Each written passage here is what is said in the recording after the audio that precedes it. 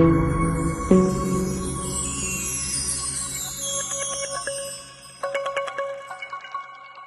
you in the construction industry and not familiar with its laws? This is for you. Welcome to Contractor on the Grow podcast. Discover why specialized legal representation is crucial with expert Kevin C. Mayer. Don't miss it. So now we can start. Thank you so much for participating at our webinars. My name is Andrea. I'm with Minoria BEM, where we identify opportunities, resources, and share wonderful connections such as Kevin with the purpose of helping contractors build capacity to get to become contract ready. And at the same time, if you are contract ready, we are here to help you get connected and officially have an opportunity to acquire contracts. That's the whole goal for that we have with Minoria. So this program, this webinar is through our nonprofit business equality movements, where we identify these type of webinar series, education series, to be able to better equipped, provide better resources to empower your growth. So today we're having a very great and important topic when it comes to construction. I already mentioned a little bit about what we do, but now our guest speaker is Kevin Mayer, and he has a wonderful track record. Am I skipping a lot? Just a little quick question. Am I skipping a lot? Because I feel I'm. Oh, you've got my biography slide up now. But everybody can hear me, right? Because I see that I'm pausing here and there. Yeah, we can hear you. Okay, great. Okay, so Kevin Mayer is a partner and senior trial attorney at the law firm of Logan Mayer LLP in Los Angeles and San Francisco. He has a 40-year track record of being a member of the California Bar. Kevin is a big law veteran who started his own firm with a longtime colleague in 2022. Throughout his career, Kevin has counseled clients, litigated, and tried cases in a variety of areas. Notably, construction is one of them, along with real estate contracts, products, liability, environmental, commercial, business torts, and occupational safety and health.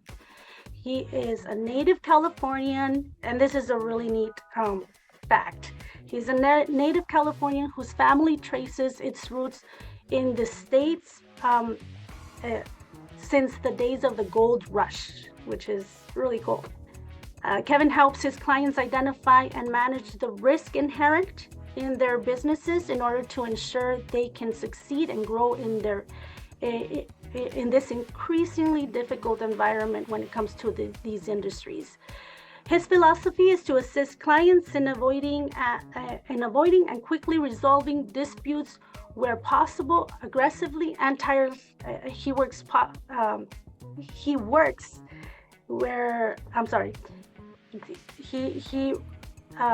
on resolving disputes where possible and aggressively and tirelessly advocating on their behalf should litigation be necessary. Sorry about that. Thank you, Kevin, for participating as a guest speaker. It is a privilege, and I'm very happy that we are here to be able to connect other contractors to you, to get to know and understand the importance of law in construction. So my question to you, Kevin, is what are the most common types of cases and engagements you work in this area in California? Thanks very much, Andrea. It's great to be here. Thank you, ladies and gentlemen, for joining me today. So in the area of construction law generally, I principally practice in 4 different areas for our clients.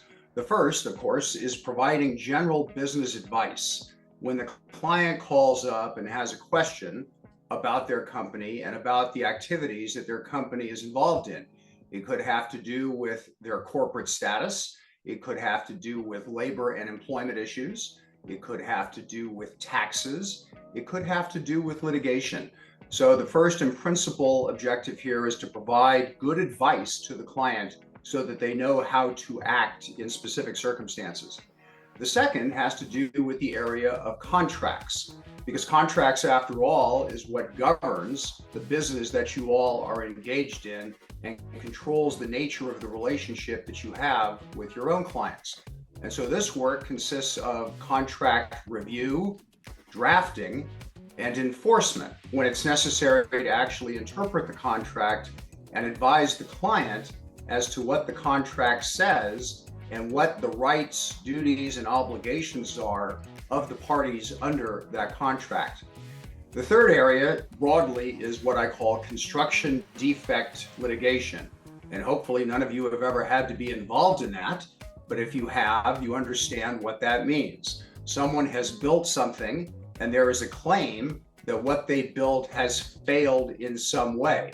It could be a roof leak, a deck leak, negligently performed work that results in damage to property, something of that nature.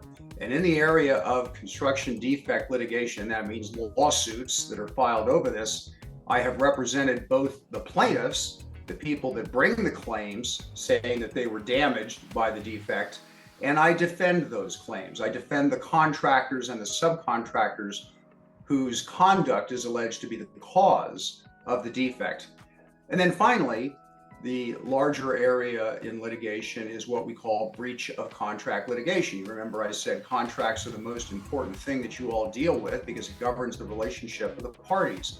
And every so often someone will claim, either you will claim or someone else will claim against you, that the contract has been breached, that in some way the terms of that contract have not been observed as they are supposed to be, and damage has been caused as a result.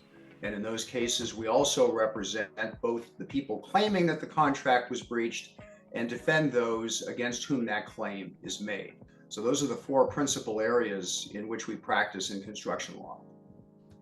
Oh, Kevin. Hopefully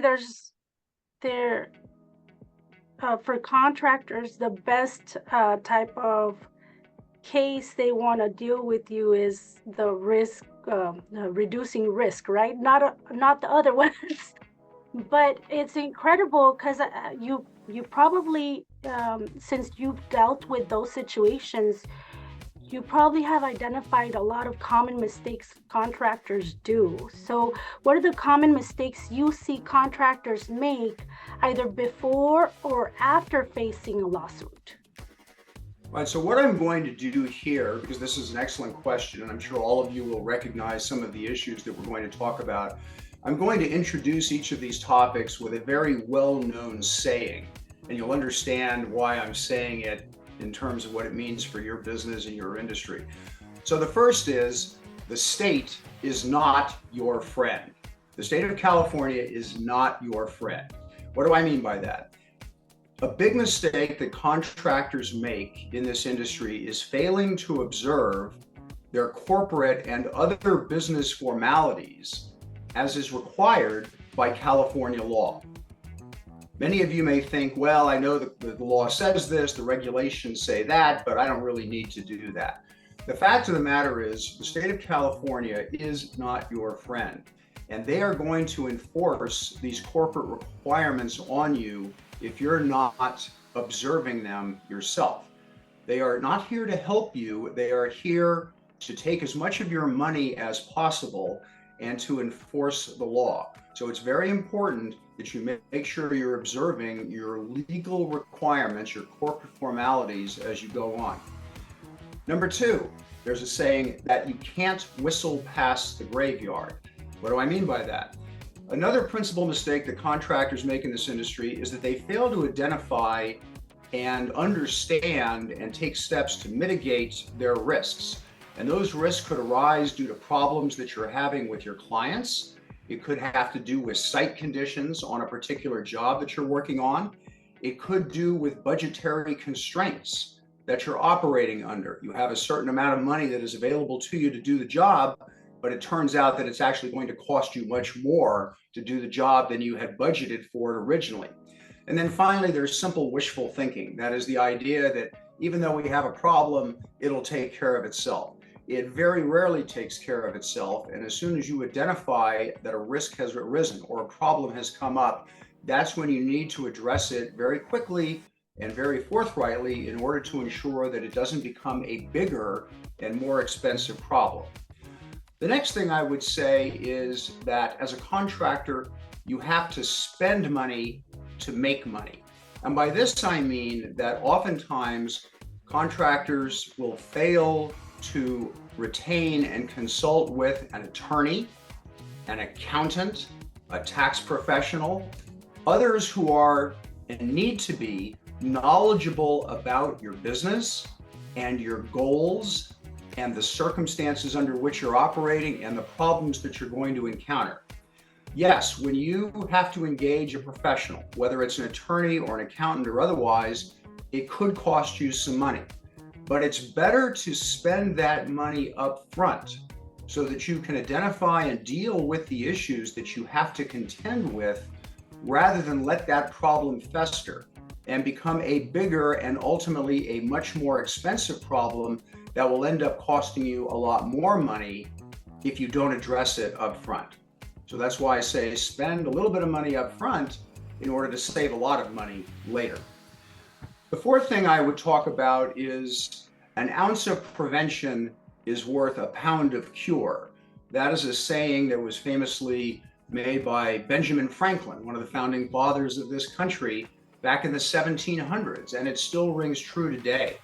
And what that means is, in this context, is that contractors often fail to make sure that they have proper insurance coverage for the work that they are doing. That could be liability coverage, automotive coverage, workers' compensation coverage, the various types of insurance that you should have in place in order to protect your interests in case a problem arises, an accident occurs, you have labor and employment difficulties, people get hurt on the job. And so my advice, therefore, is everyone should make sure they have a relationship with a good insurance broker with whom you can consult and make sure that you have the right sort of insurance coverage, the right sort of premiums that you're able to pay, and the necessary coverages in place to take care of your business in the event that the unfortunate arises, as it often does. The next thing I would caution you about is the notion that if it's not in writing, it didn't happen. What does that mean?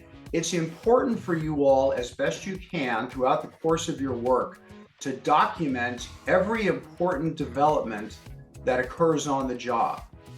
Why is that important? Record keeping becomes excellent evidence for us as the attorneys to use, but also for you as the contractor and the client to be able to rely on whenever a dispute arises as to what happened on the job, why it happened, whose responsibility or fault it was, and what needs to be done to cure that problem. And so the better your documentation, the better your record keeping, the better the evidence is that can be used to defend you or to support you if you're asserting a claim against someone else. And so oftentimes we hear the notion, particularly in construction, that if it isn't in writing, it didn't happen. And that's because you might be able to say that something happened, but in the absence of that documentation showing that it actually did, you may have a problem of proof down the road. And then the final thing that I would caution you about in this industry is the notion that those who do not learn from history are doomed to repeat it. You probably all heard that saying before. And that means that we have to learn from prior mistakes, not only our own mistakes, but the mistakes of others. When you talk to your colleagues and they tell you about problems that they've had and how they had to deal with it, that's a learning opportunity for you. How to avoid that own problem in your own practice, in your own profession, and how to deal with it going forward. If you all have yourselves made mistakes in the past, and maybe that cost you more money than it should have, or it got you into a problem that took a little more effort and resources to resolve, you need to learn from that in order to ensure that it doesn't happen again.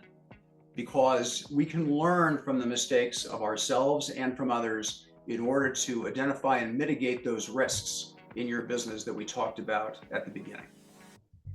Well, Kevin, that's great advice. And I have a few questions out of what you just explained.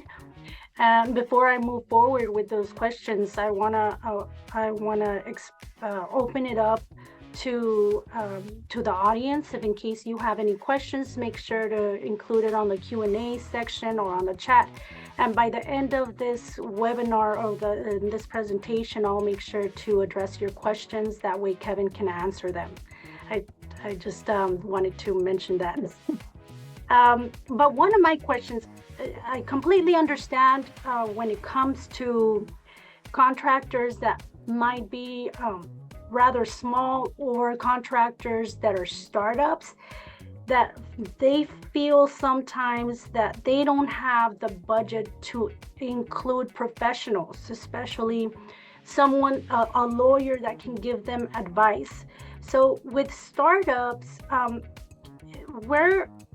let's say there's a startup that he understands, or they understand that they need a lawyer, yet and they want to reduce risk, they want to have that advice as their company grows. What type of advice would you give them in this situation, since they might not be able to afford a lawyer or professionals?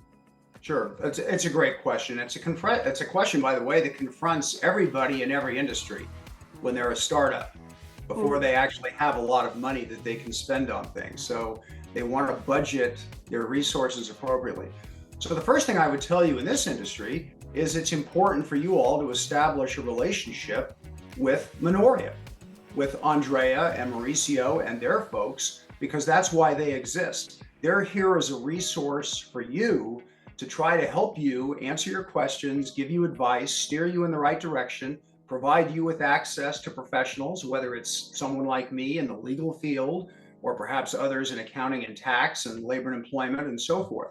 So use that association to your advantage. That's why they're here.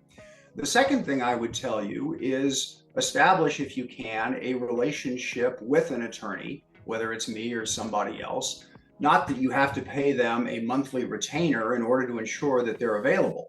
One thing that we do in our firm when we have new clients, such as those like you in this industry, is we'll provide free advice for a specified period of time, could be 10 or 15 minutes, just to talk with you about your business, answer the questions you have, make sure you get steered in the right direction. And to me, that's a worthwhile investment in you as a potential client. Why? Because you come to know who I am, I come to know who you are. We establish a relationship based on trust and understanding. And so when something does happen where you actually need bigger and more robust legal representation, you're more likely to come back to the people that you know and trust than someone that you've never met before. So I would say establish these relationships early on, because it will come to benefit you as you grow and become a more robust and substantial entity. I agree. Creating relationships is something where it's you have to give your time, and I know time is money, but it's important because, just like you mentioned, Kevin, when it comes to experiences and learning from others, there's no one else than lawyers that go through these situations to be able to learn so much on how to avoid risk and the relationship that you establish with professionals will help you as you grow. In many cases, a lot of businesses feel like they think that these professionals are not going to give them the time of day. But impressively, and this is one of the reasons why I invited Kevin, Kevin is one of the lawyers I've known that is very open in networking, in connecting, um, and actually, he's been supporting a lot of our efforts on certain events, and we had a great experience learning from Kevin on doing some of the survival skills in shooting, in shooting and getting to know each other. And there were contractors out there that really benefit off of Kevin, and they're connecting. So I really appreciate your open-mindedness and your willingness to help small contractors out there. And that's one of the reasons why I found so important for you to come and introduce you this way. Okay, so my next question is a little different in relation to law, because I see that there's a lot of impact going on with technology and AI. And as all of this is evolving, how do you see, Kevin, this impacting the construction industry? Excellent question, because artificial intelligence, AI, is now impacting every aspect of our lives and every profession and every industry, and construction will be no exception to that. But I would point out the following. Technology and artificial intelligence, from my perspective, are simply tools in the toolbox. You can't rely on them exclusively. Artificial intelligence is not going to build a house. It's not going to remodel a business premises. But what can it do? It could help in the design and implementation of the work that you're going to do. But it's not going to substitute for your professional thought and judgment and ability and the actual physical labor that goes into the performance of the work. That still relies on you, and artificial intelligence isn't going to do that for you. I know we all hear about things like prefabricated structures and things that are built by 3D printing and so forth. Again, another technological tool, but it's got to be used in the right way, implemented in the right way, in order to fit the needs that you have and the needs that your clients have in order to work it. So what I would say is use these as the tools that they are, but make sure that you're properly analyzing and interpreting the data that you're getting back from it, and don't just rely on it as the gospel, because it's not. And I can give you plenty of examples in my own experience in the law where artificial intelligence has often been wrong. So you need to make sure you're double checking things if you're using it. Great advice. And you're completely right in relation to, we can use it as a tool, but not really codepend on it, right? And being that you've gone through so many cases and you've seen the good side and the bad side of construction law, I'm sure you've gone through cases where we can really learn from. Would you be able to provide an experience that, or share an experience that you've encountered where you can say, this is something that we're going to learn from? Absolutely. So over the course of a 40-year legal career and doing a lot of work in the construction and real estate industry, I had a lot of different types of lawsuits. And so I'm going to give you some general thoughts about this that'll, I think, help you. The first advice I would give is don't cut corners. Don't cheat. Do your work properly. Back when I was a baby lawyer, we represented a major international developer that came into California and bought up a bunch of apartment complexes that had been built in the 1960s and the 1970s, and they converted them all into condominiums for people to buy and become their principal residence. Well, what did they do when they did the conversion? Typically, they slapped a coat of paint on the building, they changed the carpet, they recoated the decks, and they put in new appliances, a new stove, new refrigerator, and so forth. And that's pretty much it. Well, guess what happened? They got sued on every one of those condominium conversions by the homeowners association. Why? because they were old buildings and they leaked and they had other kinds of construction problems which the developer hadn't fixed when they came in. And they had obligations to do that and they didn't. And the reason they didn't is because they cut corners. They took the easy and cheap way out, and they and their insurance carriers ended up having to pay a lot of money to fix those problems, despite our extraordinarily good defense in those lawsuits. So don't cut corners. Number two is the notion that no good deed goes unpunished. We've all heard that expression. What does it mean? I've been involved in a lot of cases involving custom home construction over the years.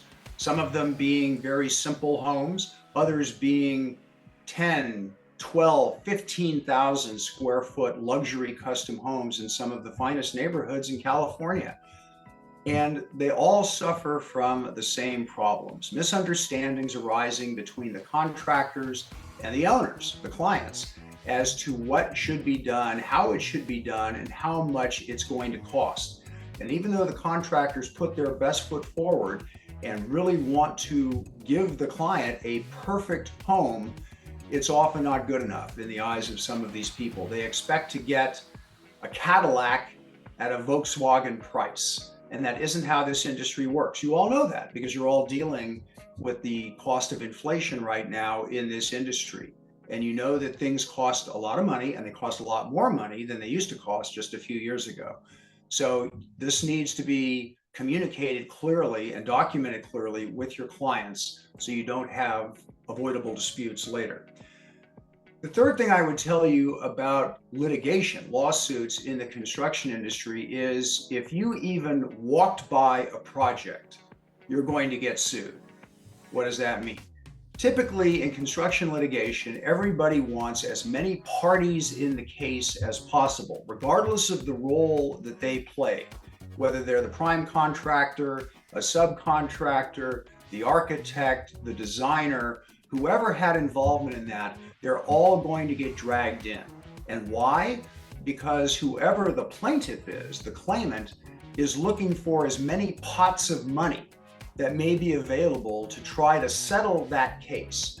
Because one thing we've learned over the years is courts do not like to try construction defect cases. They will do everything in their power to try to make those cases settle and to dispose of it that way, rather than take perhaps weeks of a jury's time to resolve the case. Well, what does that mean? That means the more money that is available to settle the case, the better the chance is to settle. So you just need to be aware that if you had any involvement with a project and there's litigation coming out of that project, you may get dragged into it. Wow. And then finally, everybody needs to understand that the world of lawsuits, the world of litigation, is really not the real world. We all know that despite what your contract says, things actually go on in the day-to-day practice of your profession that are practical, that are pragmatic, and that are necessary to get that job done. And so sometimes you're not observing the strict language of the contract. You're doing what is necessary at the time to get the job done. But if you get into a lawsuit over that, then all of a sudden it's like the contract is the gospel from the Bible, and any failure to observe the strict language of the contract is a breach of that contract. So what does this mean? In the eyes of a jury or the eyes of a judge, if you're actually in front of them to help resolve the dispute, whoever has the best story, the best narrative, and the best evidence to support their story or narrative is usually going to end up in the stronger position and hopefully prevail in that circumstance. So you just need to understand that we're often dealing with a very false arena when we're in the litigation, because it's not the same thing as being actually out in the field and doing your job on a day-to-day basis. Yeah, that's great advice. I mean, those examples that you just provided are examples that a lot of contractors can relate. And sometimes they don't, like you said, they work on everything they have to work to try and make the contract or complete the project or the contract. And in a lot of cases, they complete it. So they avoid that a lawsuit, potential lawsuit. But in many cases, like you mentioned, it's important to just go through a contract thoroughly before you get in it, right? Because in many cases, there's a lot of businesses out there that sometimes when they acquire a contract or a contract opportunity, sometimes the excitement overpowers them, and they sign something that later on they observe that they can't fulfill, or it's challenging, or it's going to reduce their profitability. That's absolutely right, Andrea. I can't emphasize enough how important it is for you all not to treat the contract like it's a suggestion, as opposed to an actually legally binding document that governs the parties' rights, their duties, and their obligations to one another. And if there's ever a time that arises, as it will, when there needs to be an exception made, when there needs to be a way around what the contract says in order to accomplish the goal and get the job done, the best thing I can tell you is you've got to talk to your client, talk to the other side, make sure they understand and agree in writing as to what needs to be done to accomplish that goal. Yeah, I agree. So I think we're going to open it up for questions and answers. And we do have a couple questions. We have a question from Tony Chi Gutierrez. Is a verbal or text a contract or an agreement? In case you get an agreement, or you agree to doing something, or you have something documented either through text or having through text. That's one of them. And then I mentioned something, if a verbal agreement is still an agreement, right? A contract. Sure. So we do have oral contracts. It usually doesn't apply in this situation. It could amend the written contract that you have, but I would tell you in all circumstances, whether you get oral agreement from somebody in the field or you've exchanged text messages, make sure you reduce that agreement to a writing. And if you can, explicitly state that that is an amendment to the contract that you have, because you always start off with the prime contract. That governs the overarching scope of this project and the parties' rights in achieving that project. So if you along the way come to some oral understandings, or you exchange some text on things that need to be done, make sure that that gets formalized, or at the very least, hold on to those text messages, because as I said, if it's not in writing, it didn't happen. And someone can always dispute that they agreed with you orally to something later. And then it becomes a he said situation. You don't want that. Right. Yeah, I completely agree in that. And I've been kid around by other businesses, because, even though you're a small business, sometimes you feel like a verbal commitment is enough. And I think, and on my end, and maybe you can correct me, Kevin, I believe as a small business, we need to protect ourselves even more. That's exactly right, because you have more at risk. You don't have the money lying around to deal with frivolous claims. Mm-hmm. And as much as we would like to believe that everyone's word is their bond, we all know that that's not true. People will always adopt a position that is most consistent with advancing their own interests, not your interests. And so if you have an oral agreement, or you think you have an oral agreement with someone, get it in writing, because that protects both sides, and then there's no dispute later. I agree. Thank you very much. I know I have a quick question in relation to cultural uprising. Since Minoria BAM develops programs to build capacity, And we work with a lot of Hispanic businesses. We try to educate in Spanish. Um, what we've noticed that for a lot of Hispanic contractors out there, they they feel like there's a certain limitations when it comes to language, technology, and just with the way they feel like they need to work. Sometimes they'll try to save some money and not report their money. They'll do, you know, little things that are not really the right setup to grow and to escalate. Um, how can you advise them to, or what would you advise to those type of contractors that sometimes they know they want to go and grow, but at the same time they feel like stuck, like literally they feel stuck because of all these they feel alone, and all these limitations are sort of overpowering them.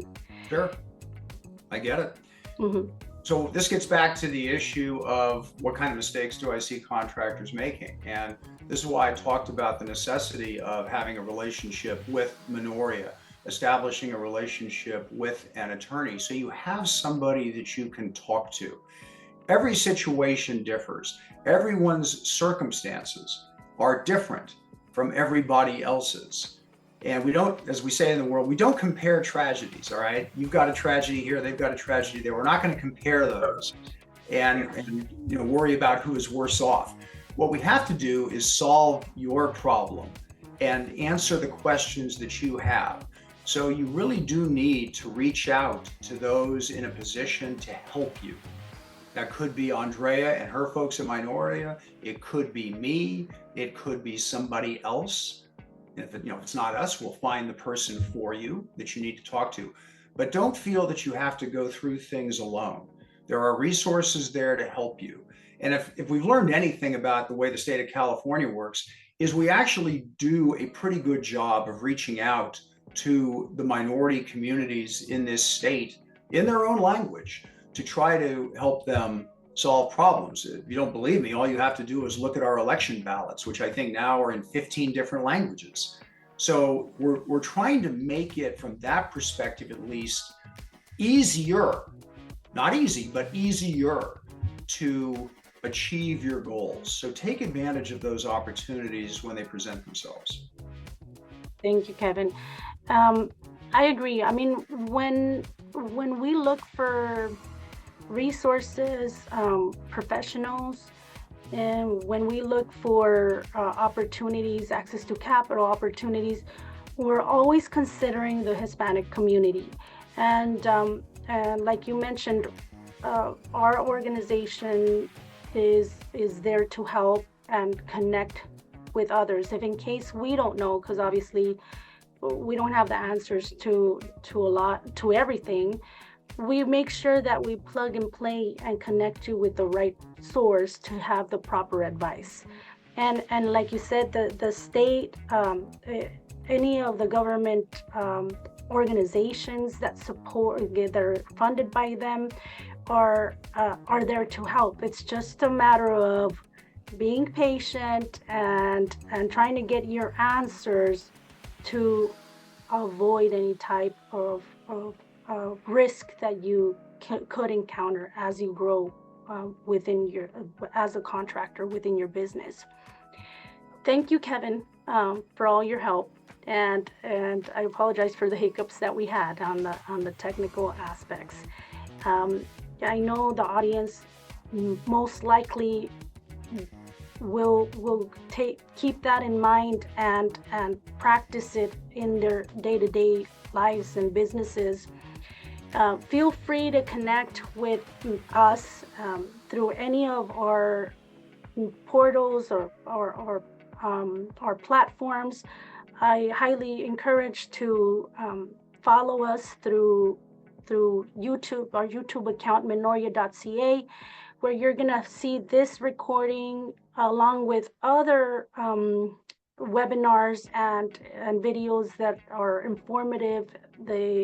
We're with a plan of educating and helping businesses grow. So we have a combination of English and Spanish videos that you're welcome to visit or and take advantage of. We also have create events and partner up with the organizations that have these type of events that will supply all the resources that you need. Feel free to go into this link, which is our official event coordination, where you can check all the events that we have going on. And I know that there's one particular event that we're getting prepared for, and it's right around the corner. We have a contractors corner that with the goal of providing all these resources, contracting opportunities with large enterprises that are supporting us through diversity, equity, and inclusion initiatives and supplier diversity initiatives. That's gonna be coming up on August 6th and 7th in Ontario.